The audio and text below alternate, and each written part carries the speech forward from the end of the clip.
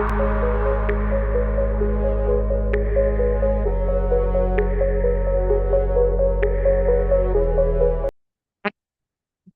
আসসালামু আলাইকুম গাইস। তো আজকে আমরা দেখবো আমাদের এক ক্যাসকেডিং স্ট্রাকচারটা কিভাবে সেন্টার করা হয়। একটা পেজের আমরা সাধারণত জানি উপরের দিক হলো টপ, নিচের দিক হলো বটম, আর এটা হলো লেফট সাইড, আর এটা হলো রাইট সাইড। তো এটার যে মাঝখান যে লেভেলটা থাকে এটাকে বলা হয় সেন্টার। তো আমরা যদি চাই একটা ছবি অথবা কোনো কন্টেন্টকে মাঝখানে নেওয়ার জন্য সেখানে আমরা সেন্টার এলিমেন্টস ইউজ করি। আর আমরা যদি যে হরিজন্টালি এবং ভার্টিক্যালি কাজ করার জন্য সেক্ষেত্রে আমরা উপরে এবং নিচের দিকে ইউজ করে থাকি। ঠিক আছে। তো দেখো এখানে এটা হলো আমাদের একটা সেন্টার এলিমেন্ট। একটা পেজ যদি আমরা কল্পনা করি তাহলে কল্পনা করলে এটার মিডল যে পয়েন্ট এটা হলো সেন্টার। ঠিক আছে। তো আমরা এখন স্টাইলশিটে এমন একটা কোড লিখবো যার মাধ্যমে আমাদের ওয়েবসাইটের পিকচারটা মাঝখানে থাকবে বা সেন্টারে থাকবে। তো আমরা আমাদের ওয়েবসাইটটাকে শেয়ার করি, আমাদের কোডে এটা শেয়ার করি অ্যাটম।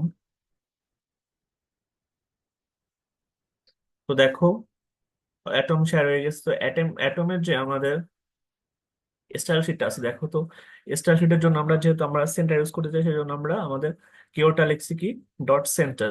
তো সেন্টার যদি আমরা খুঁজে পেতে চাই সেক্ষেত্রে আমাদের মার্জিনটা অটো করে দেওয়া লাগবে। অটো মানে 1। আর আমাদের উইথটা দেওয়া হবে 60%। আমরা যে সেন্টার নিচ্ছি সেটা উইথ হলো 60%। আর এখানে যে বর্ডারটা দেবো সেটা সলিড বর্ডার দেবো 3 পিক্সেল করে। আর যে প্যাডিং হবে প্যাডিং হবে 10 পিক্সেল করে। ঠিক আছে।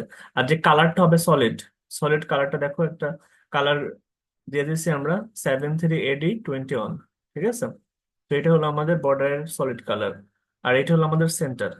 তো margin with border solid padding গুলো সব দেওয়া আছে সুন্দর করে। তো এটা আমরা কন্ট্রোল এস সেভ করে দিলাম। আমরা যদি চাই যে 20 পিক্সেল দেওয়া যায়, তো আমরা 20 পিক্সেল দিলাম, একটু বাড়িয়ে দেই। আর আমাদের উইডথটা তাইলে আর একটু বাড়ালে ভালো লাগবে, এটা 70 পিক্সেল দিয়ে দিলাম। এবার কন্ট্রোলে যে সেভ করে দিই।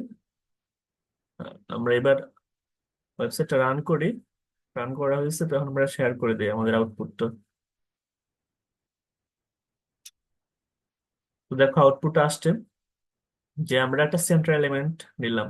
দেখো আমার ওয়েবসাইটের যে মাঝখানে যে আমাদের যে গ্রিন বক্সটা ক্রিয়েট হয়েছে, এটা এটা কিন্তু দেখো ওয়েবসাইটের একেবারে মিডল পয়েন্টে। যে আমাদের লেফট সাইডে যতটুকু জায়গা আছে আমাদের ওয়েবসাইটের রাইট সাইডেও ততটুকু জায়গা আছে। ঠিক আছে। তো এটাই ছিল আমাদের ওয়েবসাইটের মেইন কাজ, যে আমরা ওয়েবসাইটটা তৈরি করার পরে আমাদের কন্টেন্ট গুলো যেহেতু সেন্টারে আমরা করতে চাই, তো সেন্টারে আমরা এটাকে লিখে দিলাম বা সেট করে দিলাম। আমরা চাইলে লেফট সাইডে করতে পারি অথবা রাইট সাইডে করতে পারি।